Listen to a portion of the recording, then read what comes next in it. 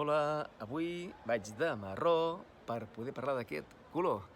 Doncs al sud d'Europa en diem marró, marrón, marrone, i en canvi, cap al centre i nord d'Europa en diuen brown, brun, per tant, una arrel molt diferent.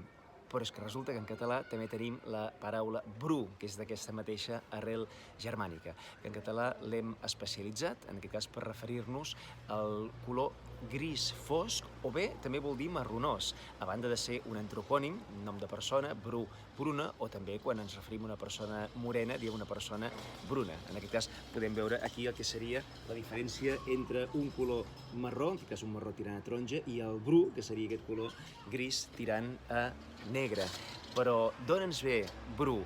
Doncs bru ve d'una arrel indoeuropea que era ver. I ver, en aquestes llengües protoindoeuropees, volia dir precisament marró o gris. I ens ha arribat avui dia en l'anglès en el nom de dos animals. Aquest bear indoeuropeu, fixeu-vos que ens ha donat lloc a bear, que seria os en anglès, i també beaver, que seria un castor. Però compte, perquè en català antic castor es deia precisament vibra amb aquesta mateixa arrel. I en canvi, marró té un origen molt diferent, també ve d'una arrel europea, però que era me, que volia dir mesurar, i a partir d'aquí va agafar el sentit de gran, i com que la castanya era un fruit que entenien que era gran, va passar a denominar la castanya.